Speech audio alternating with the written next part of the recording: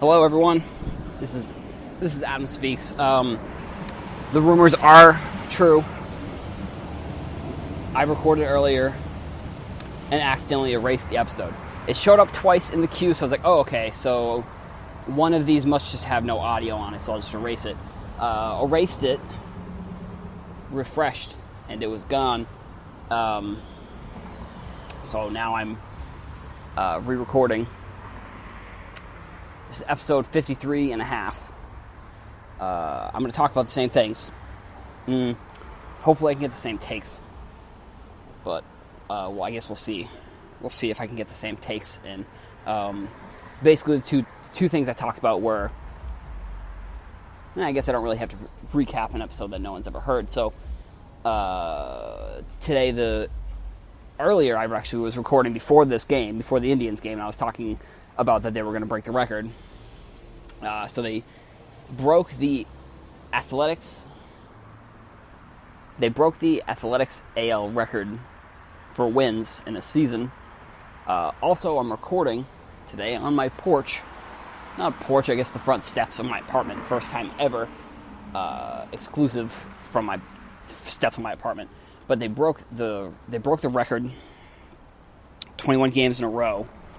And this is a statistic that I saw that I thought was kind of crazy. Was at 19 games, apparently, if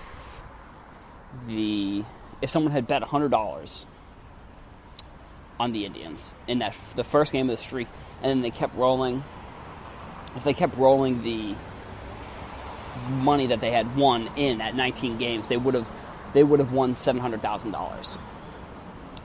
So the two games that happened yesterday, I think, was plus 400, and then today was plus 350. So, I mean, I guess I can let's just do this right now. So 700,000 times one. I don't know. It's probably about $1 million. They probably. No, I guess more. I don't know. It'd be probably more than $1 million you'd have if you had bet $100 and you just kept rolling and rolling and rolling and rolling and rolling all that money, which is insane. There's a train and there it goes. The record that they broke, if anyone has seen Moneyball, the movie with Brad Pitt, where he plays Billy Bean for the Athletics, they originally had the record for 20 games in a row, and Moneyball was all about they were trying to get players that were maybe not the best players, but they had statistically... what am I trying to say? They got the players that had the different stats that worked best for a scheme. It was like a scheme, which is weird. It was a Major League Baseball scheme. And it wasn't who had the best batting average. It was home runs. It was more like walks and singles. So today, the Indians broke that record. And the record for the MLB was from 1936, I think, and that's 26 games. So I do hope that the Indians break that record. I hope they continue to win games, because if they can get to, and here we go, I'm going to be the first, maybe not. If they can get to 31 games, and then they lose, that will be awesome. That'll be fun. That'll be funny. Hopefully I can get this out in that way. Maybe I'll be the first person to say it, maybe not. But hopefully only one person will end up having to say this joke. Will be the whatever. They blew a 31 game winning streak, whatever. There you go. It said it. Second topic. So Isaiah Thomas wrote a goodbye letter to Boston. And in the goodbye letter, I'm gonna walk a little bit. I don't know, people might have their windows open, they might not want to hear the show. So he wrote the goodbye letter to Boston. And in his original, he has written 2 Players Tribune articles. The first one was talking about him coming to Boston and how great it was. And how when he and Danny Ainge, and Brad Stevens, when they all had the first meeting, when he came to Boston, brought him into the Garden, all the lights were off. The only thing that they had up were the only lights that were on in the stadium. Apparently, this is what he wrote in the article, were the lights shining on the championships, and the numbers retired. Which, yeah, following Isaiah Thomas, that's something that definitely motivated him a lot. And I think he probably could have gotten his number up there. If he had come here and won a championship or two, been there from the beginning of the rebuild process all the way through until the end of the rebuild process, where he's winning 1 to 2 championships, I think he could have been a player that probably had his number up there. I also don't know if one reason that they probably wouldn't have his number up there is because then if they have 4 up there, basically all the single-digit numbers are retired. It would almost be like the Yankees, which I think the Celtics, since they've been around for so long and since they've been such a storied franchise, I'm not saying they need to unretire some numbers, but just put the names up there. You have names of people up there. Red Auerbach was a coach, and they have a number for him up there. Now, Red Auerbach is the best coach in Celtics history. Best coach, GM, president of the team. But he didn't. Does he need a number up there? Especially number 2. It's like a classic number. I don't know. That's here nor there. The numbers, here nor there. But Isaiah Thomas, motivated by the history of Boston, which, if you're talking to a Boston fan, maybe there isn't as much history. There's more history probably in the past 20 years, at least for the rest of the teams. Obviously, the Celtics have probably the most. They have the most championships at any of the Boston teams, but they also won championships when there was like 6 teams in the league, when the Lakers and Celtics were playing each other every single year in the finals. So, no asterisks, but they won a lot of championships back when there wasn't very many teams. It's almost the same as the Montreal Canadiens in the NHL, when there was literally the original 6 teams, and there was only the 6 teams, and the way the free agency worked, it was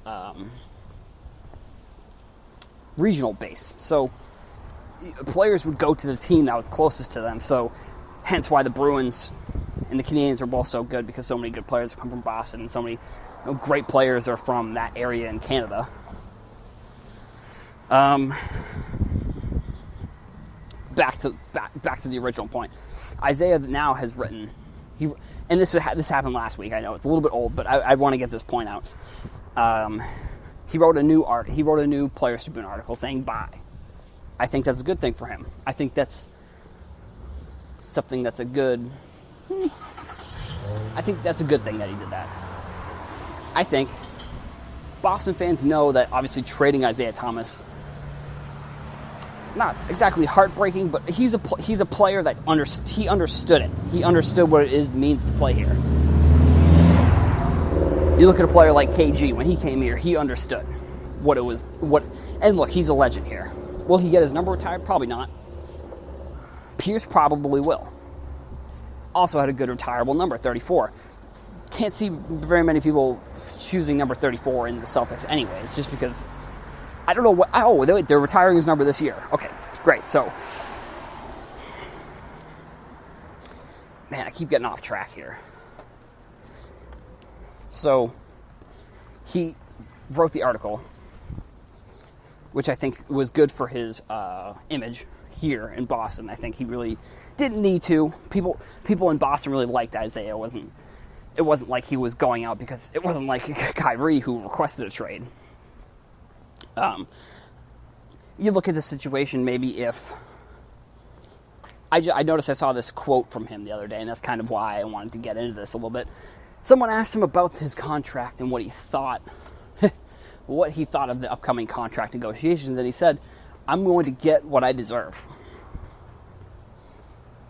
If you are from Boston, you know that's not what he said when he was here. Every single time he was asked about the contract, he said, they're going to bring out the Brinks truck. And I think that's the one thing that I think maybe